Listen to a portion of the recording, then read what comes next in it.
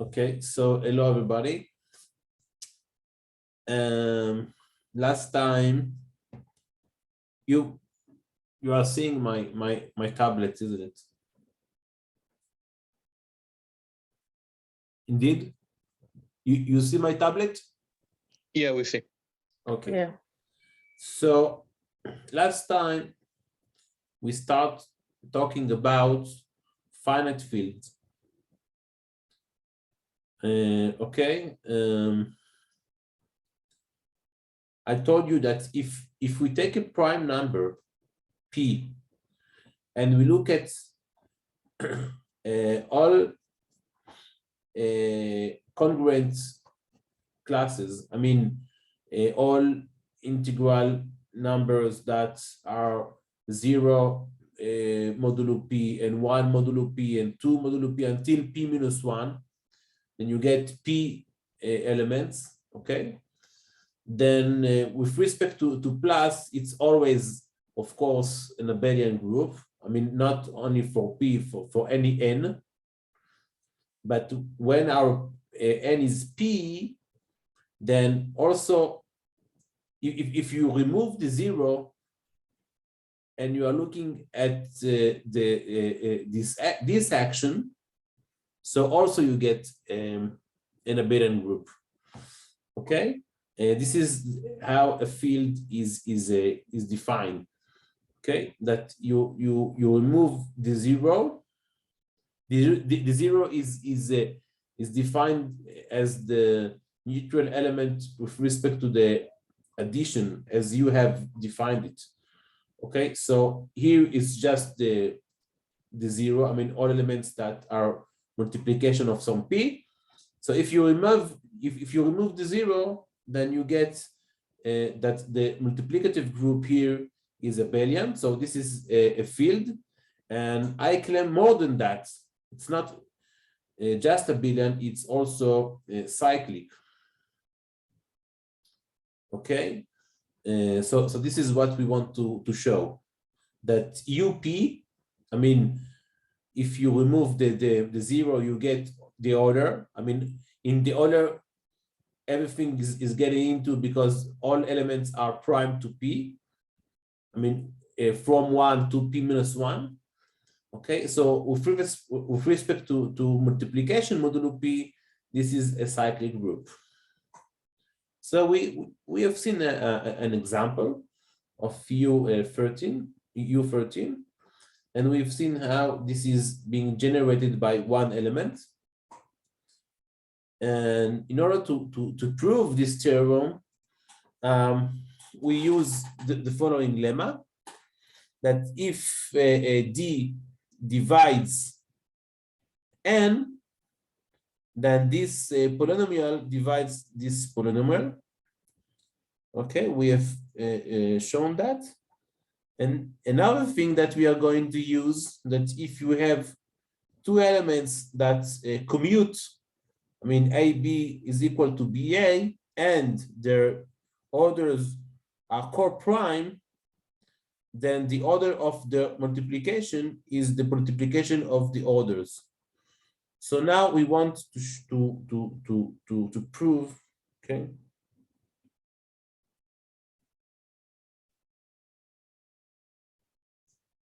Okay, that the UP is a cyclic group.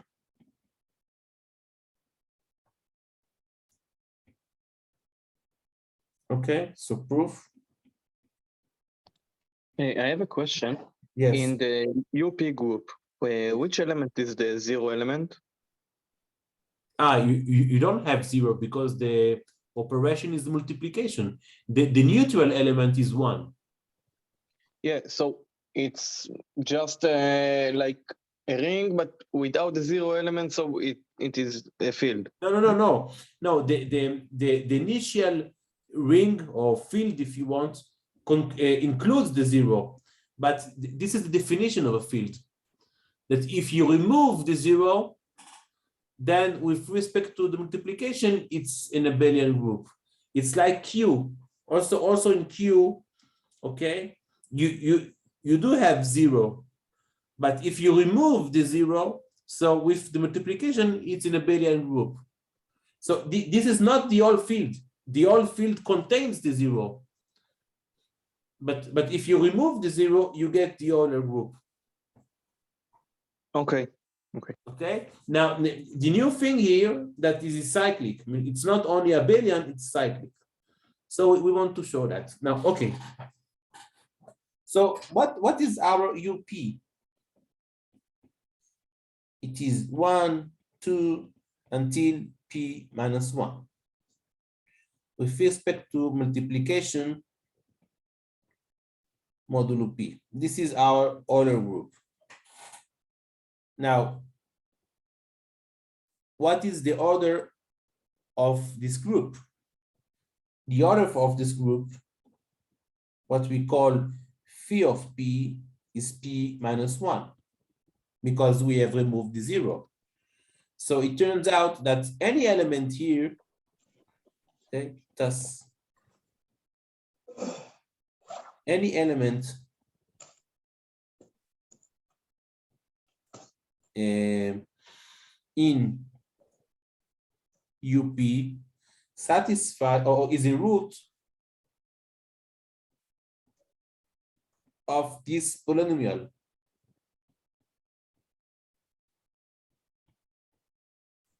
Of course, everything is modulo p. Because any element, okay, in the power of the all group order is the neutral element. Now, you have p minus 1 roots, and of course they are all distinct. So this is being it is reduced to p minus 1 linear factors. Okay, so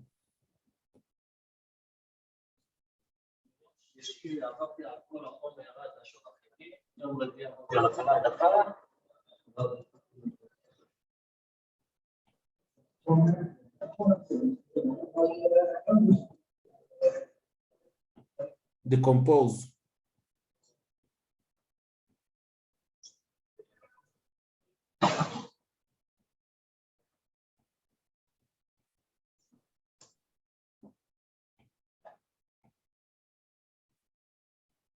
Okay.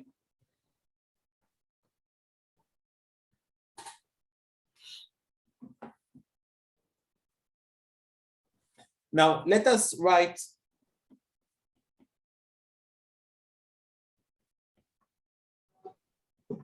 the composition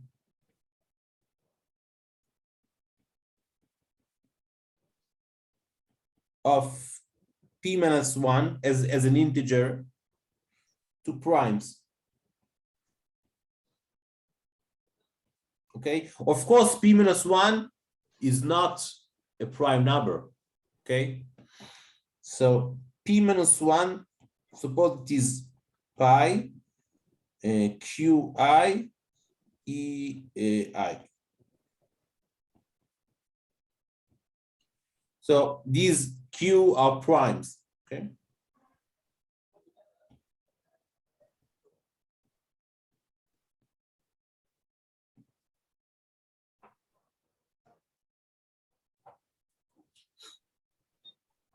So we have to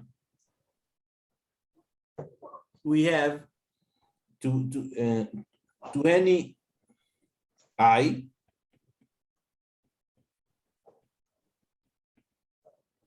okay, we have x qi ei minus 1, this divides this polynomial. Why? Because this integer divides this integer. I mean, the difference between these integer is another multiplication by qi. So if d divides n, so this polynomial divides this polynomial. And of course, this divides the whole number p. So it also divides this polynomial.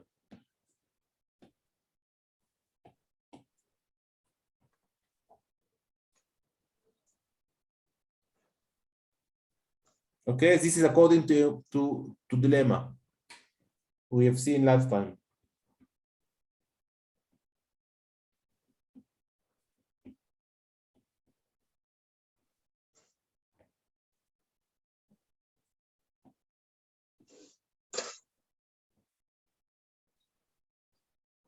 What does this mean? If we have here a decomposition of p minus 1 different factors, so this also, it's a part of it. This is a part of this. So this is also is decomposed to distinct linear factors, also this, because these are parts of this. Okay, so you must have at least one root, even more, that it belongs to this, I mean, a root of this polynomial, which is not a root of this polynomial. Okay, because here you have more factors than here. Okay, so we have a root of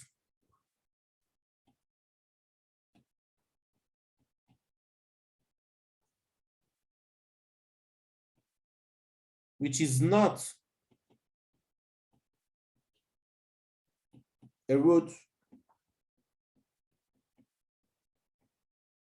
of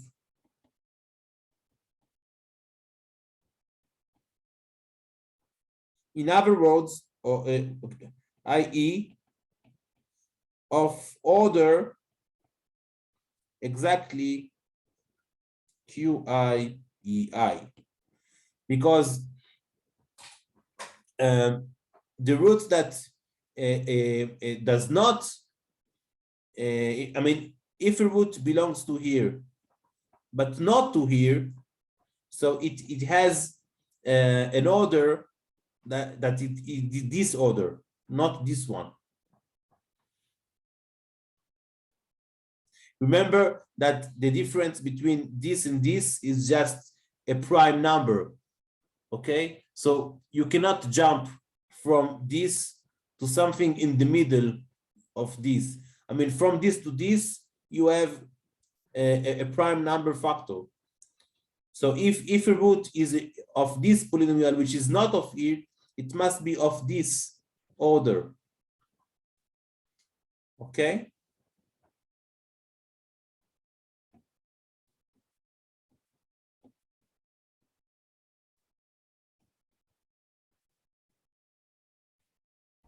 So let us conclude what we have. Okay, so we get, I mean, let us denote this root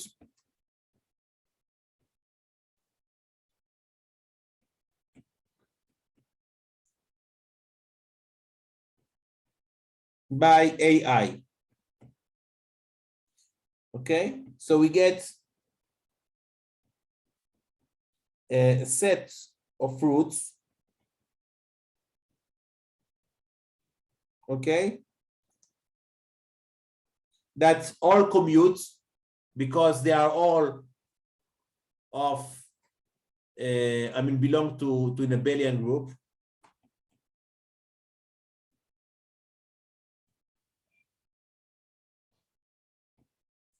Okay.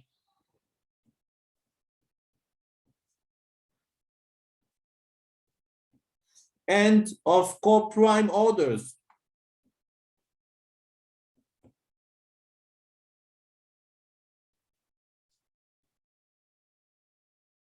Which are QI, EI. Of course, they are co-prime because they are all starting by another prime with some power. So according to another lemma, okay, so you have seen with Tomer,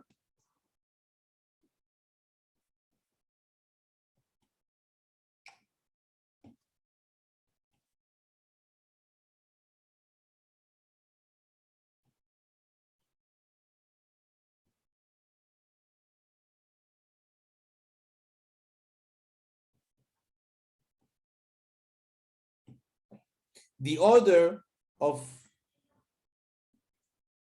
the multiplication of all these roots is just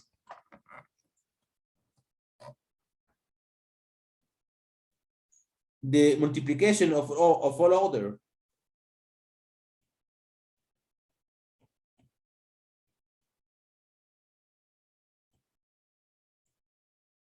Which is exactly p minus 1. So once we have an element of order of the whole group, this means that it is a generator. Okay, so we must have an element that generates the whole group, or in other words, the group is cyclic. Okay. Now, it's not so easy to find this generator. Idan is with us? Yeah, I didn't know if I would be able to join, but eventually I was able to join. I'm at the engineering building. I found the class that was open. So. Okay, so I'm very glad. Yeah. Now, this is something interesting that you may think about. How do we get closer to this generator? I mean, the procedure can be finding every time. I mean, because you think of a very enormous group, okay?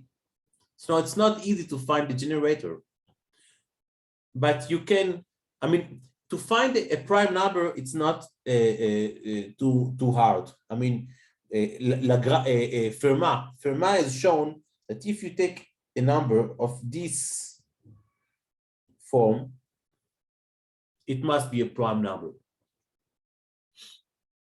Okay, for example, this is a prime.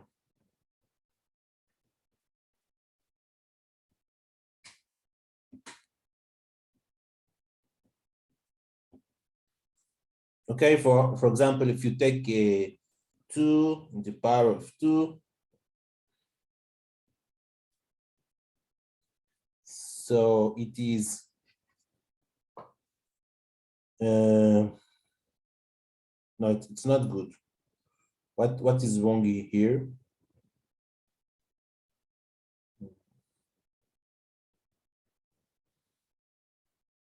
I think just remind myself what Fermat said.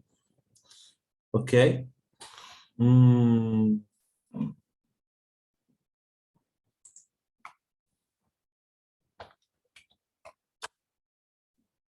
This is what I thought. Plus 1, maybe. No. Yes, I think it's plus 1, but I want to be sure. Okay.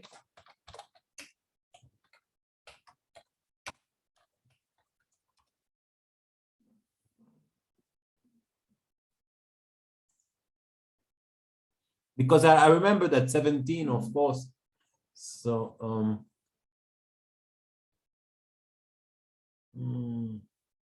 yes, it's plus 1. Thank you. Okay, so for example, this is 17. And it's natural, or? Of course, it's natural. But it could be integer also. Of course. Okay. here, what is it now? Are there prime numbers that are negative? Maybe. No, I mean, of course, it doesn't cover all prime numbers. Of course not. Yeah.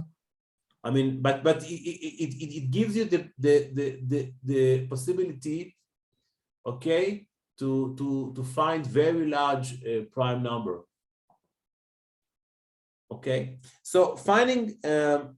By the way, what is this number? I think this is the thing. Yes, I'm right. Yeah. Okay, so this gives you the way to find prime. So it's not hard to create a cyclic group UP. Okay, it's not cyclic. It's not difficult to create a U 257. Okay, but what is the generator? So I mean, there are some ways, but one of the ways that you can take into consideration is to go over elements in this group and make a table. I mean, each element to find its order. I mean, it's not so easy, but just try. Okay, there are, I mean, of course, so more sophisticated ways. And once you find in the table two elements with co-prime orders, then you multiply these elements and you exceed your order to the multiplication of the orders. Okay, this can be one way. This is actually the idea that comes from here. Okay, so this is Can you please repeat it? You find two elements which have co-prime order, and then you multiply the elements. The element? Yes. Yeah. So you get a new element, which is order is the multiplication of the orders. So and it is the generator, the new element. No. But you are going. I mean, you exceed your order of elements. So you are like doing some tree. Okay, so it exceeds every time. So each time you need to find another element which has a co-prime order to the one that you find. That you found. Yes. And so, okay, so how do you get the generator eventually? Until this order is the group. Got it. The element that gets the order of 257 will be the generator. Yes. Okay. Thanks. For example, here you find a G of the order 2006. Okay. So this is the idea. Okay. Now we can go into computer science. Okay. So let us do a title.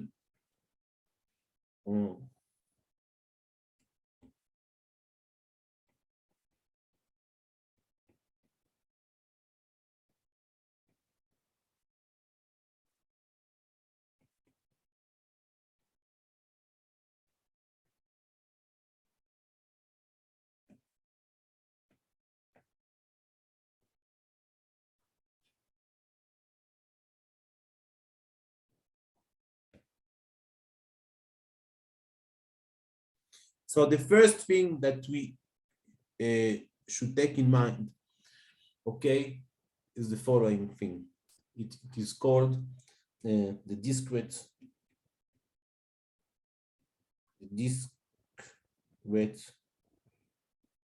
log problem.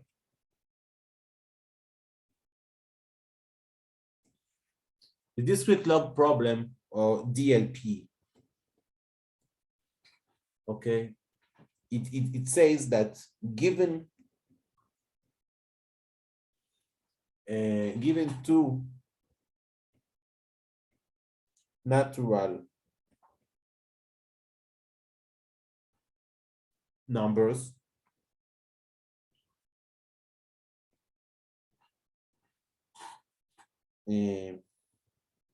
G and N, and given Gx modulo N, okay, so you have this, you are given this and this and this, okay. It is hard. When I say hard, I mean sub-exponential complexity.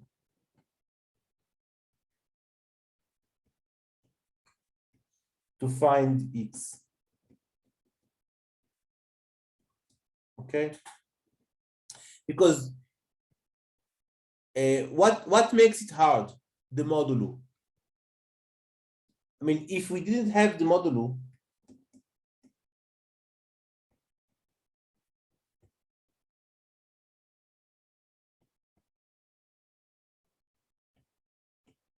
then given, for example, 8,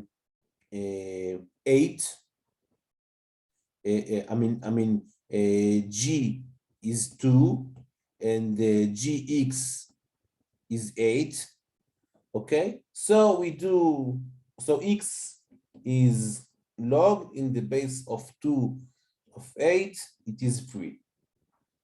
So if we don't have this modulo, okay, so finding the exponent is not hard. You just do the logarithmic. But here, this modulo, I mean, makes all these numbers very random. I mean, you cannot find it, this X easily. Okay, so this is the basic thing that the traditional cryptographic is based on, discrete log problem. Okay.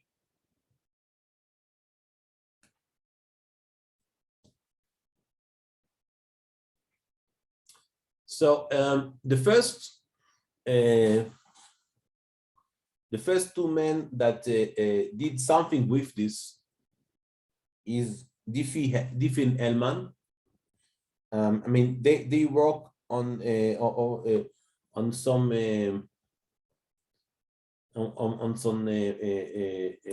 national confidential project of US. I mean, it usually starts in this way. Okay, so it's called Diffie Hellman.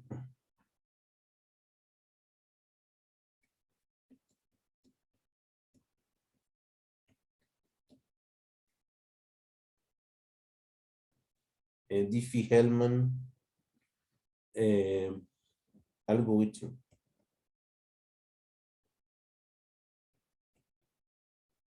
We are talking about 1976. So this is the start point, okay?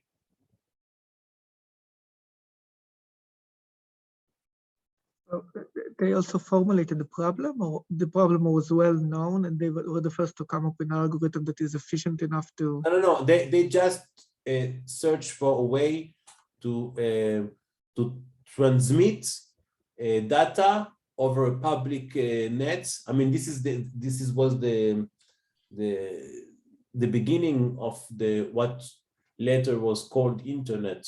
Okay, it was in the army of US. So they said the following thing.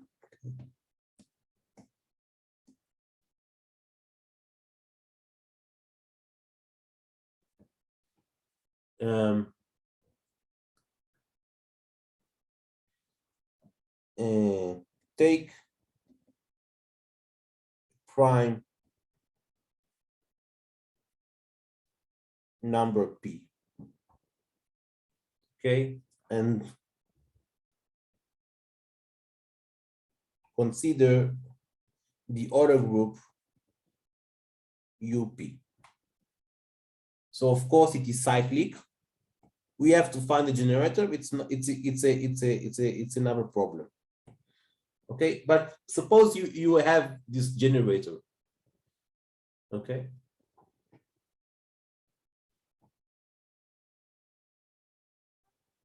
Now,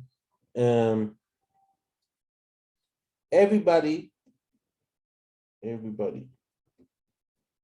using the public net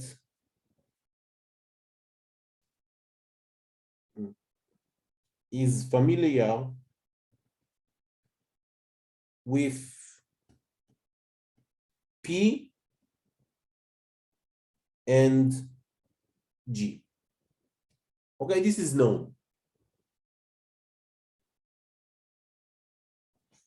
Now each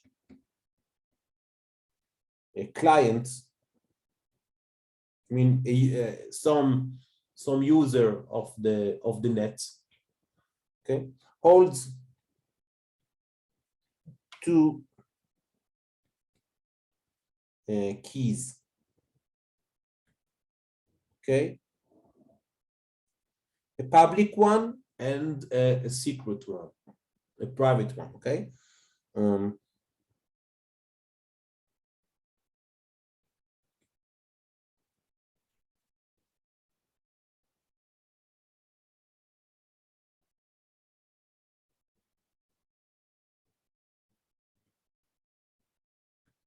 So usually we use in cryptography two people.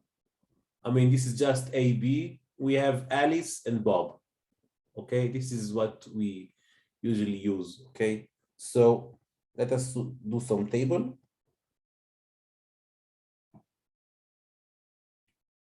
So we have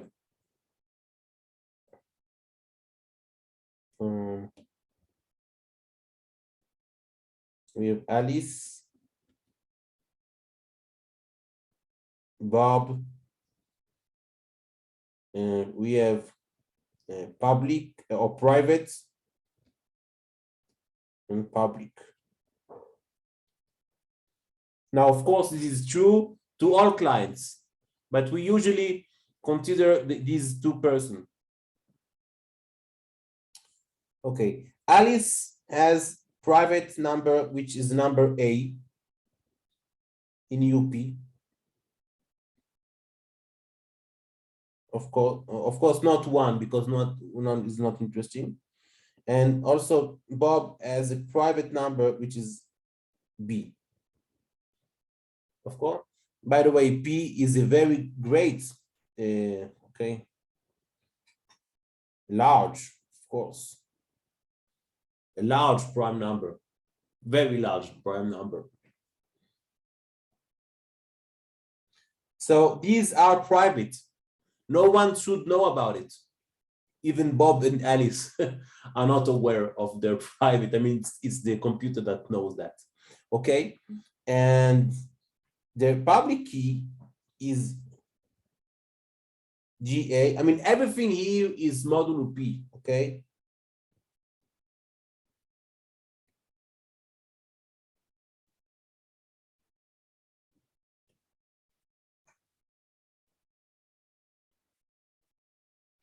Now we want to establish a way. I mean, Alice and Bob want to commute one with each other. Suppose Alice wants to talk with Bob. Now she knows that everyone is seeing, at least this is the assumption. Everyone sees exactly what she transmits over the net.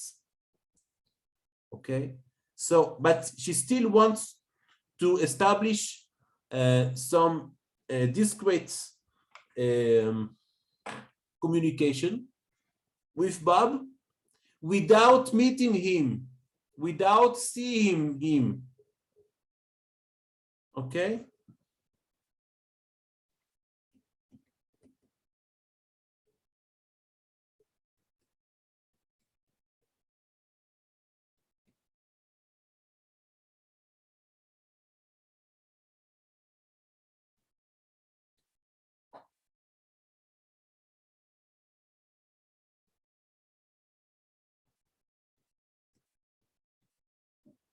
Okay. Sure.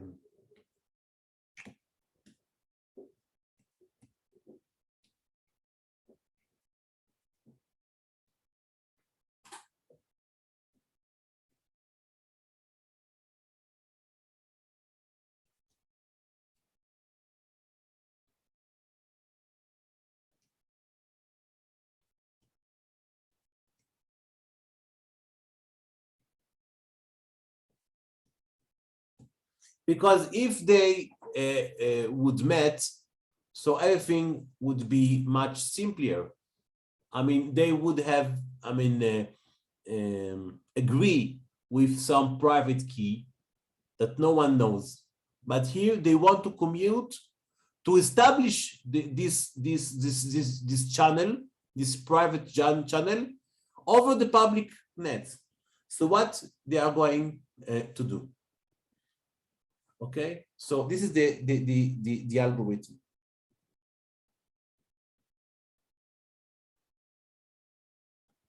Okay, so Alice sends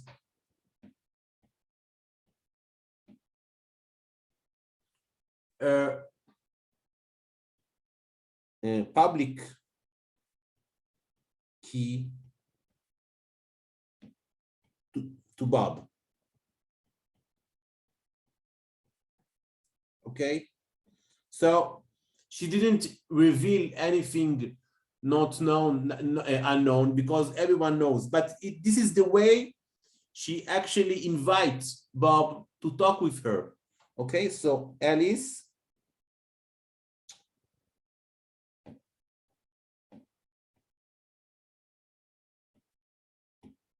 sends over the net G in the power of A to Bob.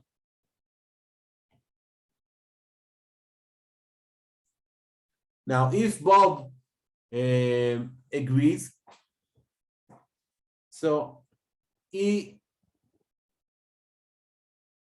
what does Bob do? Okay. Bob takes GA and computes GA in the power of B. Now, only he can do that. Okay, only he can do that because he has this little b.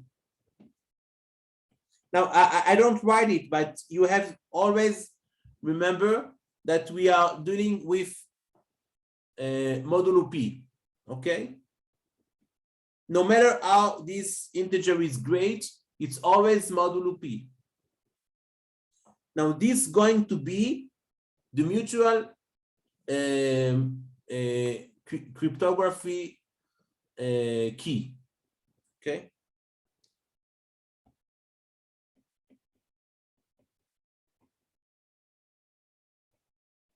This is going to be the key with which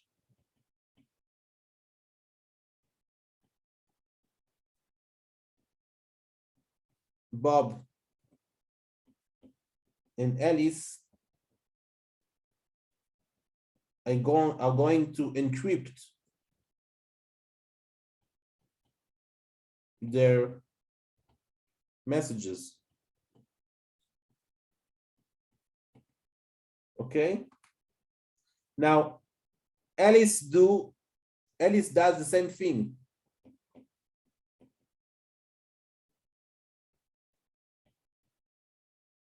But she does it by she knows, or even Bob sends her his public key. So she takes the power of A. Now only she can do that. So also she gets this mutual number, a key. From now on, okay,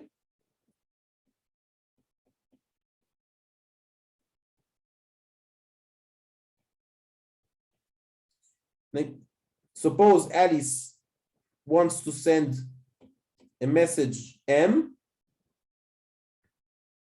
okay,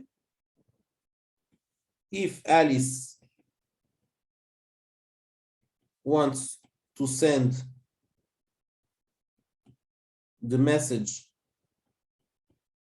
M, now M is a number in UP, is a very large number, okay. Okay, so what does she, I mean, she doesn't send M because everyone's seen. She sends M multiplied with GAB to Bob. Now, this is gibberish. I mean, this is not, it doesn't look like M anymore. So anyone that see that doesn't understand what is it. The only man that can decrypt this message is Bob. Why? Because Bob computes G minus AB. How does he do that?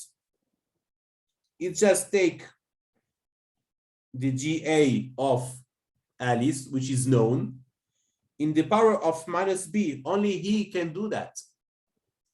This is the decryption key. Okay. Oh.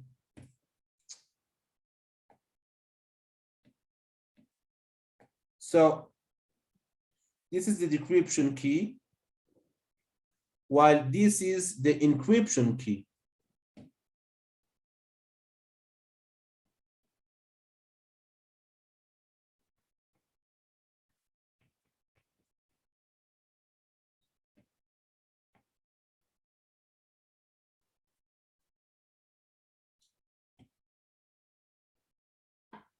Okay.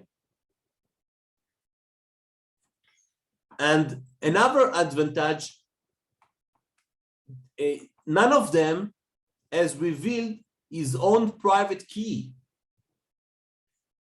I mean, it's possible that Alice uses the same private key to establish another encryption key with another client. It's okay, because it won't be GAB. I mean, GAB is dedicated to the channel with Bob, okay?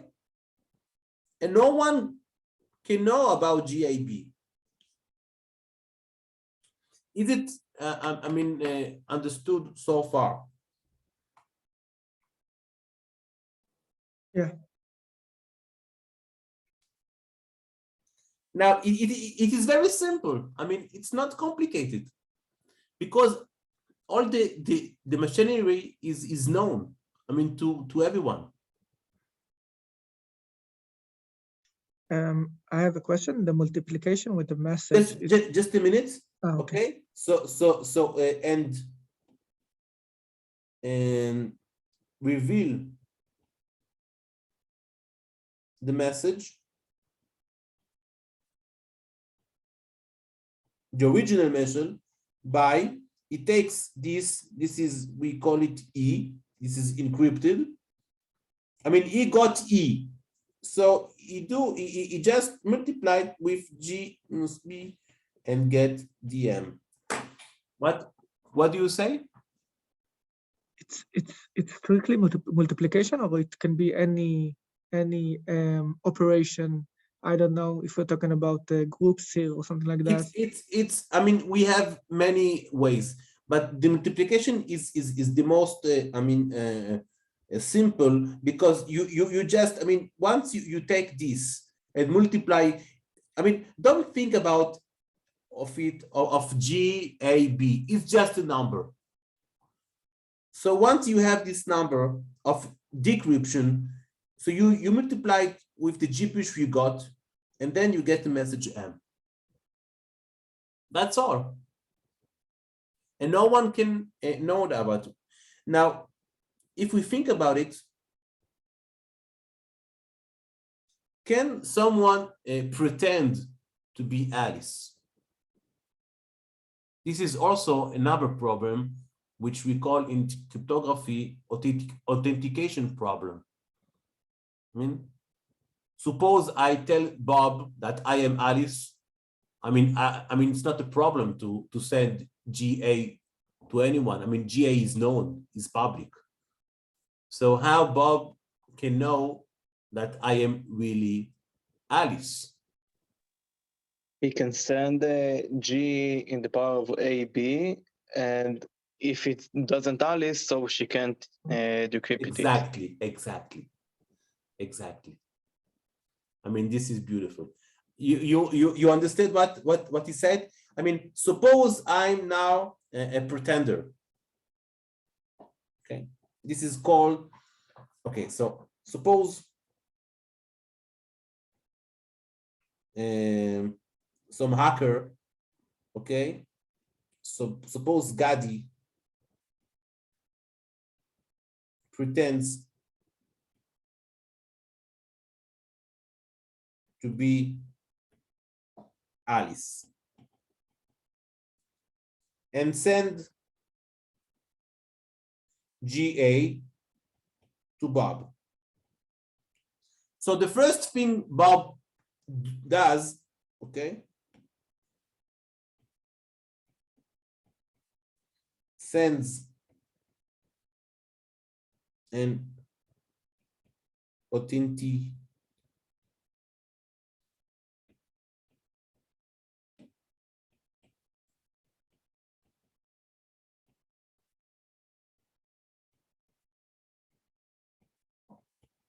to Gadi, which is MGAB.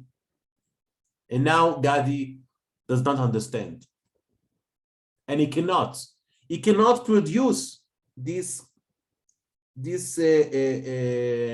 key, because it doesn't have either A or B.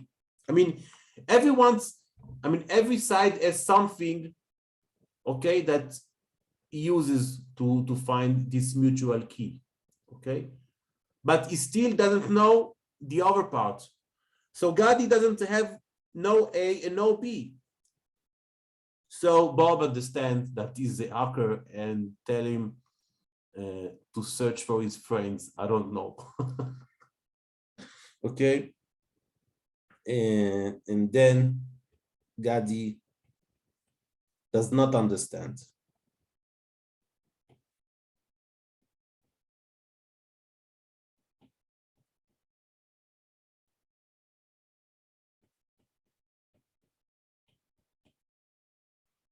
And Bob understands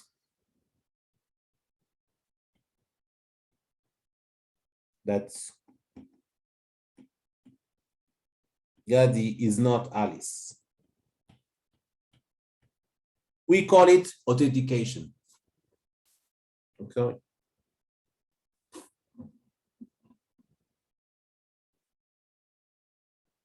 So we have, if you want to summarize what we said, I mean,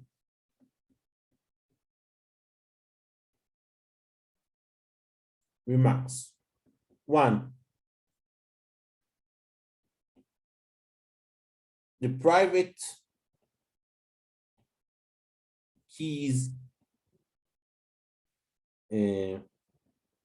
were not revealed. This is one thing very important. So any site can use the same private key with other clients. 2, only Alice can be Alice. Okay. This is we call authentication.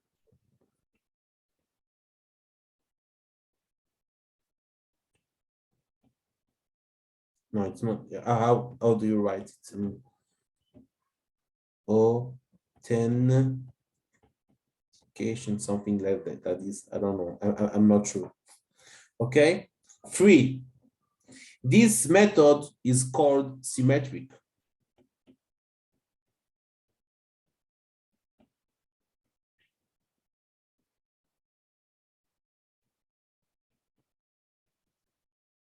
Why do I mean symmetric? I mean, once the encryption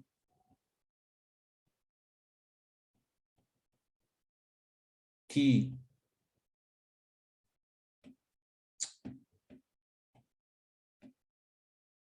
is revealed,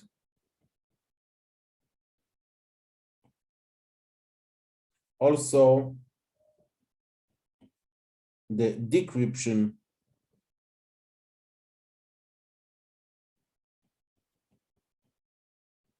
key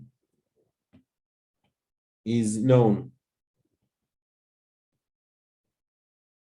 Why? Why if I know GAB, okay, so I know G minus AB. Why? So suppose Gadi, someone told him that this is the encryption. So he can easily find this. Why? Why do you say it? Remember that it doesn't have no A and not B. But suppose he knew at some stage he know the encryption key. How does he compute the decryption key? What do you think?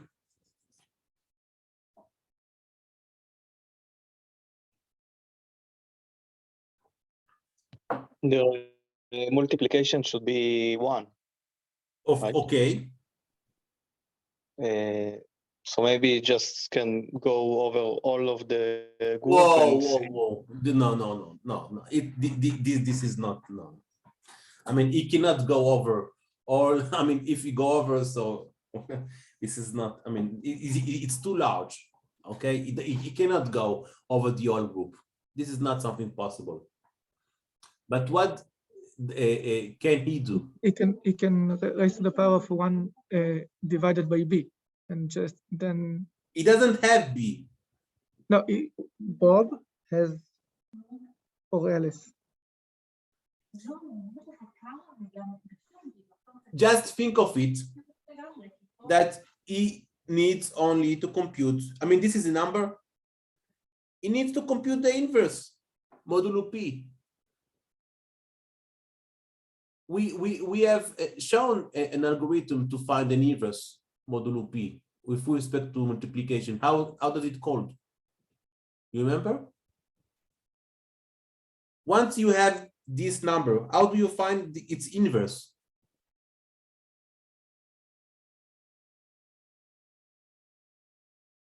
You don't remember? I mean, once you have a number in UP, how do you find its inverse in UP?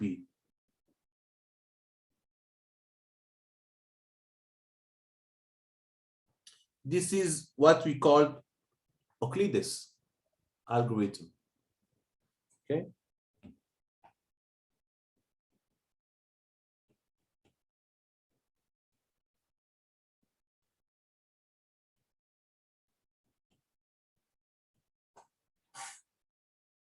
Okay. I remind you, okay, that if some M belongs to UP.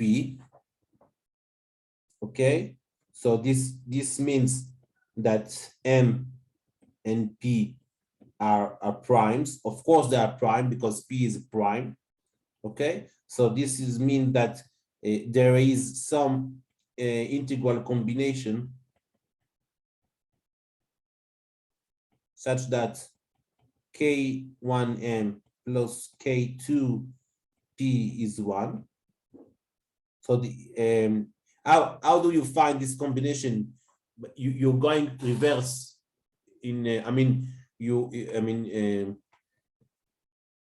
find the GSD, which is 1, the GCD, and then you go reverse, you find K1 and K2, and once you find it, then M minus 1 will be just K1. Remember that?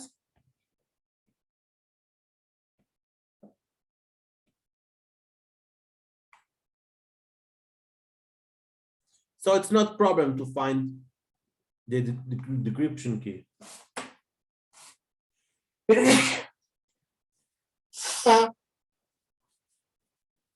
Later, we're gonna see the RSA algorithm, which is asymmetric, but this one is symmetric. I mean, if the encryption is known, so the decryption is also known. Okay, now we have some disadvantage. This is remark 4.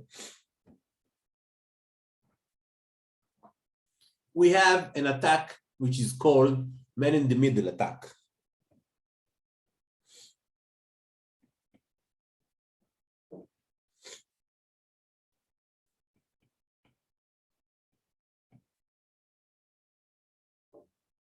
So suppose Gadi still wants to see what Alice and Bob commute. Okay, so we have Alice and we have Bob. Now Gadi knows that if he sends, this is Gadi. Okay, now he knows that if he sends GA to B, he will get in return something which is MGAB. So what can he do? Okay, he sends to Alice GB. I mean, he pretends to be two men in the same time. Now Alice doesn't know that this is Gadi. She thinks this is Bob.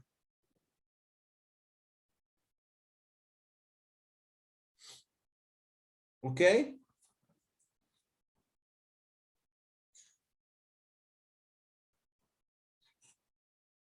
So, but this is not good, okay? Because what can he do with all this knowledge? He can do nothing. But suppose now, okay, we change it a little. Gadi pretends to be Alice, but he says to Bob that Alice is actually a GC. Okay. Now Bob doesn't know that Alice is not GC. So he sends his message, which G can understand, which Gadi can understand. Okay. And once he understands what is M, so he also sent to Alice C. So he sent to Alice M, G, AC.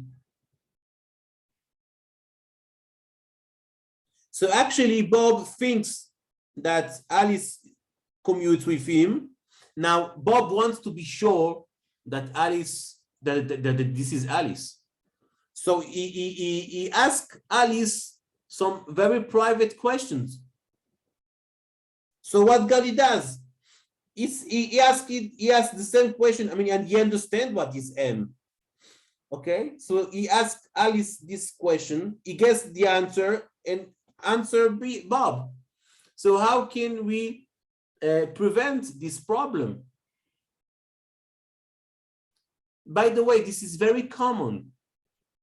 I don't know if you ever heard about it, but if you going to your bank site on the internet, it's possible that you have I mean you don't know what is the educate, I mean the precise address of the bank. So you go on Google, and some hacker pretends to be I don't know, Mizrahi Tzfachot, and he shows there an address which is very close to the address of the real Mizrahi Tzfachot. And now you get into this address, and everything looks exactly like Mizrahi Tzfachot bank. Exactly. So you are sure that you are talking with Mizrahi Tzfachot. Now he asks you some knowledge, some private knowledge, and you give him, of course. And now he uses that to go really to Mizrahi Tzfachot and do what he wants. So this is very common, okay? So how can we prevent such a thing? And the answer is, okay, that the private key, the public key should be in some public known site. I mean, everyone should know what is really the public key of A. So he cannot say, I am Alice with GC. He cannot do that, okay? And this is something very common, okay? You have some site that, I mean, you have some, you must have something, okay, that everyone goes, I mean, some source that is reliable, okay, that you can rely on. And all public keys are there, okay? Like something like the Pezav, I don't know.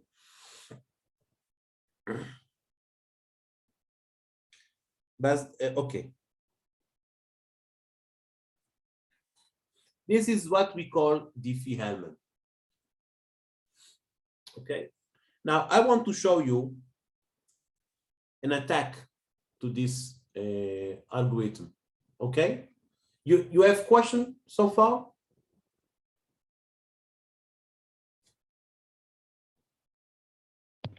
I have a question. I don't understand why Alice wants to send GC.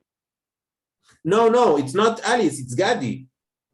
Gadi presents to be Alice. He says, Bob, hello, I am Alice. This is my public key. So he wants to know that it's really Alice. So he asks her in this mutual key some private questions. So Gadi doesn't know the answer. So he asks Alice and get the answer because Alice thinks it's Bob asking her. So she answers with this key, which she thinks it is the key of her with Bob.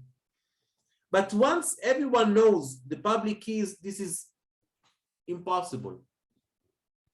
But so everyone should know the public keys. Okay, sorry. But if I am Bob and I'm getting GC, so I know for a fact it's not Alice because she can send me only GA. Okay, this is only if you know that the public key of A is GA. So this is what I call some open source site. I mean any something public. I mean, everyone should know. Okay, there is some table. Okay, that all public keys are known. Because I mean, Bob should know that Alice is GA and not GC. Okay. Okay. Okay. So suppose someone calls you. I mean, you don't know who he is. Okay. So you should know. You should recognize the number. Okay. But I have a question. Maybe it's going too far ahead, but if I'm a bank, a big bank, and I have a lot of clients, can I, as an attacker, I don't have to target someone specifically. I can just send some G of A. Like I am a client of some kind, but I don't know who am I attacking. But if I'm in the bank, if I have an account which belongs to it, then I can get access. How? Because I can take some random number and just try. And maybe Yes, someone but the bank knows your real address. By the way, what we are seeing now is not the way the bank talks with the clients. I tell you why. Because this is the way we call it final object. I mean, final edge. This is the way simple clients talk one with each other. But in the case of a bank talking with many clients, this is not the usual protocol. Okay, we're gonna see it's RSA. It's different. Okay, so this we're gonna see next week. RSA. Now we see something that is, I mean, it's equal. I mean, you don't have any difference between Alice and Bob.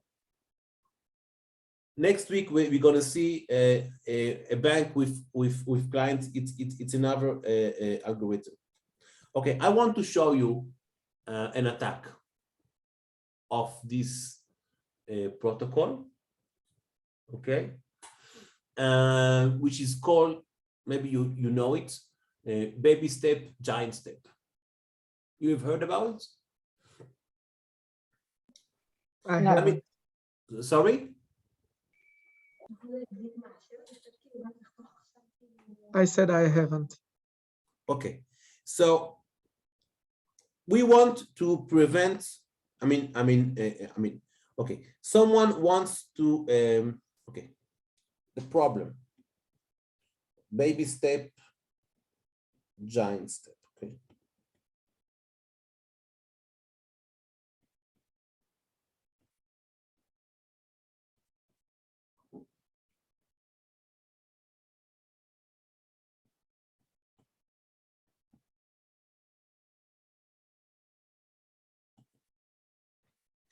Okay. Daddy once given Gx modulo P to reveal X without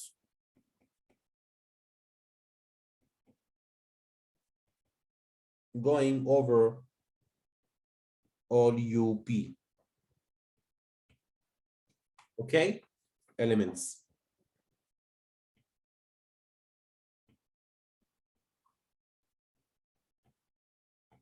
Okay, so what is he going to do? I mean, all this UP is a cyclic group. Okay, so suppose we think about as some circle. I mean, this is 1, okay, and this is some generator G. So this is G square, and this is etc.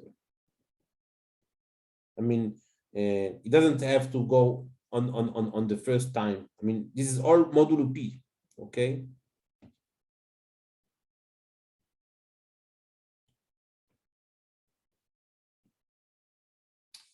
So, okay.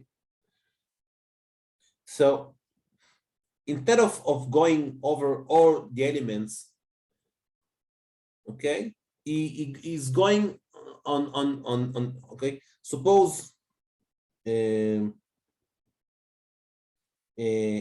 is p minus 1. I mean, this is the number of elements you have in this group. So you jump. I mean, you try. I mean, we compute G in the minus m I. Okay, we call it this H. I mean, H is known. Okay, and we compute this. Okay, m is the square of n. So actually, we jump from here to here to here. I mean, instead of going over all the circles, we just going over the square of n. Okay, and we put it in some hashing table. Have you heard about hashing table? Maybe Yes. Yeah. yes, okay. Hashing table is like, I mean, taking a large scaling of data and distribute it to slots in some way that it's going to be very easy to access any slot in complexity of O1. For example, the most common example is identities. I mean, if we have here 10 people and we want to identify them using IDs, so we don't take an array of, I don't know, milliards of places, because the identity is 9 numbers, okay? You just take the least significant number in the ID, and hopefully, if you take 10 places, that hopefully they are going to distribute in some uniform way. So you have in any slot one person, because you have 10 person, 10 slots. But if you are bad luck, so everyone, I mean, ends with the same least significant digits, and all they are in the same slot. So you have done nothing. You know what I'm talking about? Yeah. I'm not really sure. No, You don't know that, Ocean? no, I don't know about the hashing table. Okay, so let me talk to you about Just a question before it. Yes. What do you mean m equals to the square root of n? It's the number of This is the step. I mean, I mean, the giant step, I mean, is not going g minus 1, g minus 2, g minus 3, but g minus m1, m2, m3. So this is giant steps. Okay, this is giant steps. I mean, you don't know, okay? You go over only the square of the elements. Yeah, that's what I understood. Just wanted to make sure. Okay, so let me explain you a little bit what is hashing, and next time we're going to see the attack more precisely. Okay, so what is hashing table?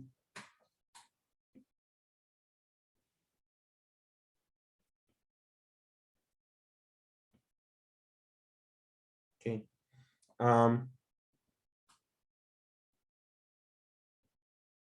suppose I have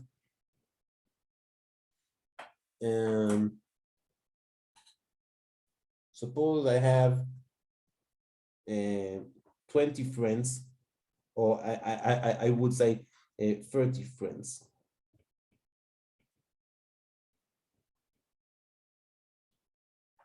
And I want to keep their cellular number in data. Okay. So if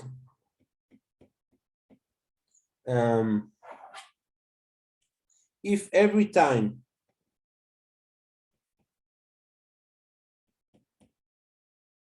I want to call someone,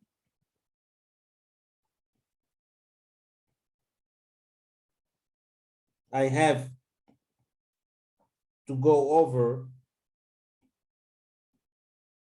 30 numbers. In the worst case, it's not so good. Okay, not so efficient. So what do? I do a table. Okay, in which I write the first letter. Okay, so I have A, B, C. So here I have the number of Alice. Here I have the number of Bob.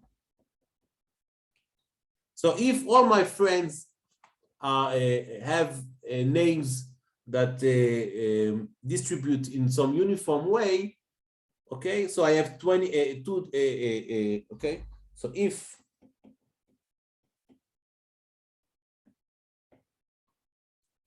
my friends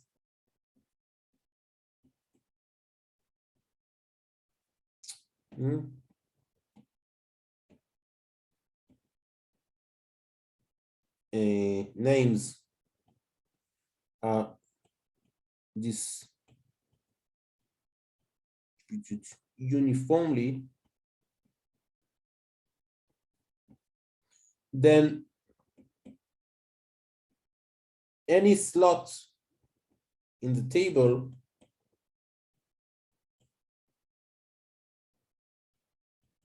will contain a person in average.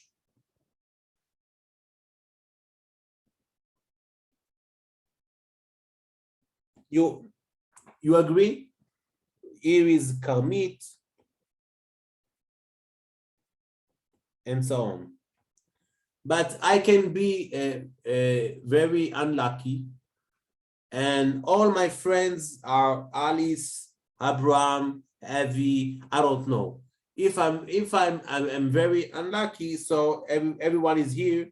So to find Abraham, I still go over all 30 persons.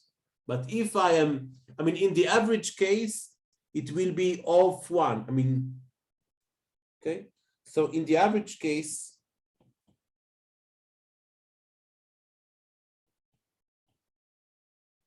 the access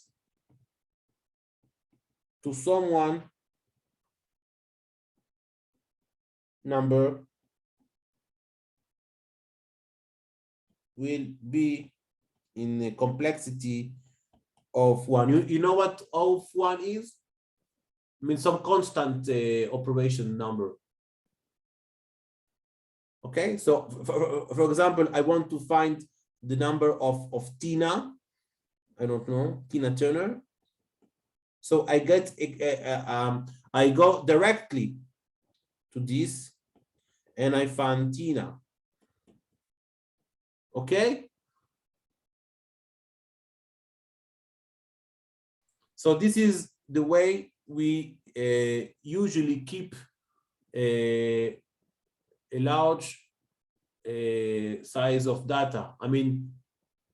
If it's not 30, it's 60, so you have collisions here of 2. Okay, but usually it will be the size of the table divided by the number of the data you need. Okay, so this is in the good case. Okay, that is for example, the same thing could be, I mean, with the least significant digit in the identity number. Okay, so I look at the first number. Okay, so it can be 0, 1, 2, 3. We have 10 here. So this is how I get access very immediately. Is it clear? Yes, so the hashing table, if I'm doing hashing, it's a map from a data set to slots, to some Yes, slot exactly. that I pick. Yes, exactly. Yes, yes. This is hashing table. It's called in Hebrew irbul or gibuv. Yes, this is very common in computer science. Okay, so once you go over these elements, okay, we keep them. Okay, we keep, I mean, this data I psic g minus I, okay, in the slot of, say, the least significant digit of a g minus my. Okay.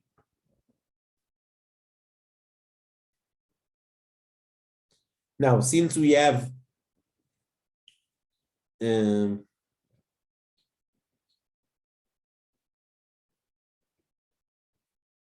I mean, we have taken just m. I mean, m is the square of n. We have m steps, giant steps. Okay, we need a table in size of m.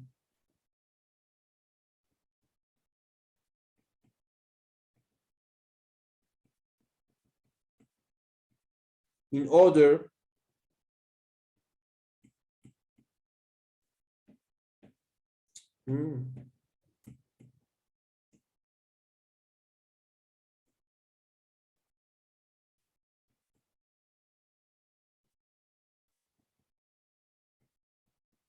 in average. Okay, so if we keep a table a size of m, okay, so if we are lucky, in every slot we're going to have one such data. Okay, don't worry, we're going to see the exact algorithm next time, but I just want you to understand. This is now giant steps. You know the song of Police, giant steps, how what you take walking on the moon. Okay, so giant steps in the table. More exactly, I and h g minus I. Okay, I remind you that this is our target is this number. Okay, we know h. We know h. We want to know what is x, and we know g. We want to know what is g. So until now, the cost was m. Okay, m steps. Okay, now comes the baby steps.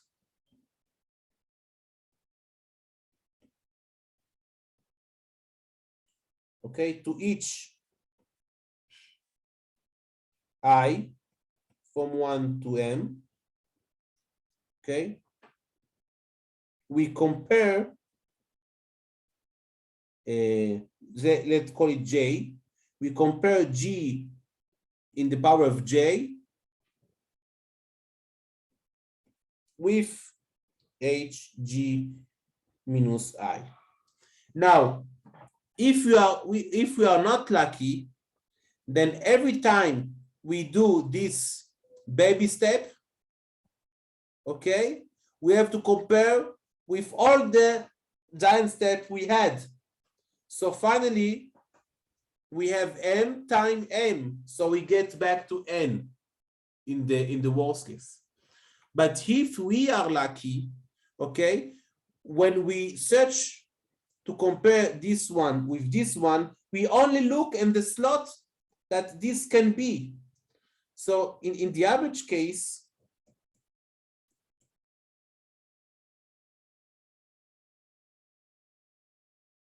okay,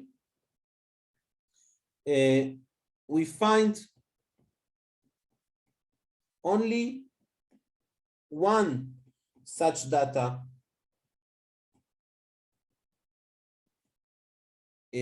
for that can be equal to GJ. Okay. If not, we continue. Okay. So the cost until now, in the worst case, but in the average case, okay, the cost is just M, because maybe the comparison, okay. I mean, I have to clarify something, okay. Okay, if I belongs to the slot of GJ, this doesn't mean they are equal, because it's only the least significant bit digit.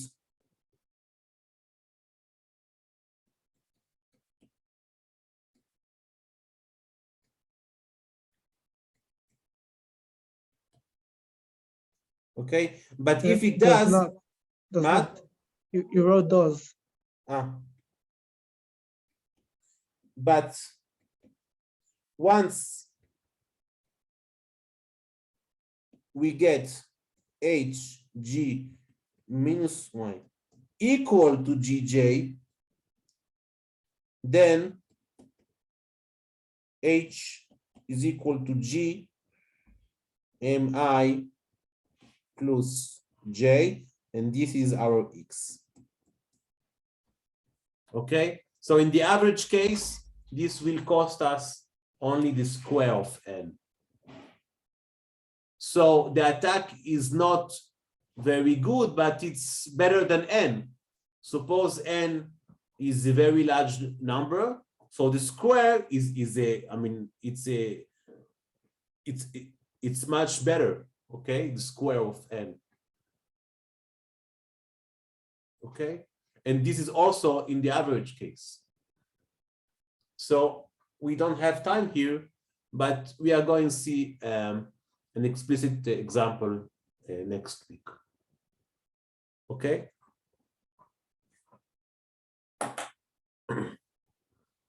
So thank you for listening.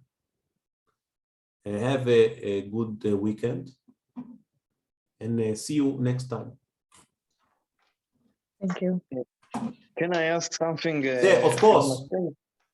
Yeah, but we said that if you are looking on the groups, like we need to find some number in UP such that we get the number. But we said that it's mostly random in the set. Like it's not like you look at one and you are close, and then you look at two and you get it right. Yes, of course, like, you're right, definitely. So yes. So how in this question of groups and UP, the hashing table is any good?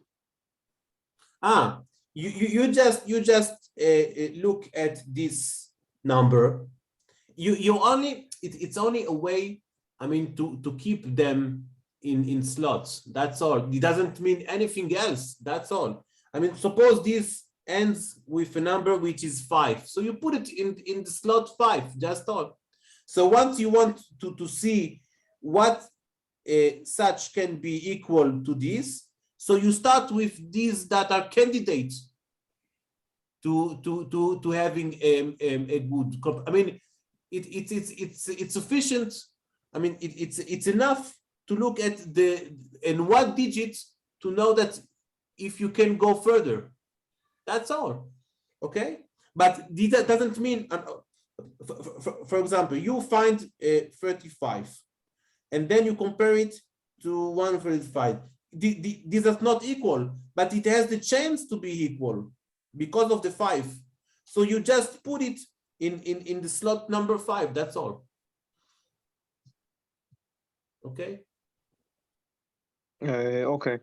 It's just a way to keep them in a way that it's going to be easier to compare.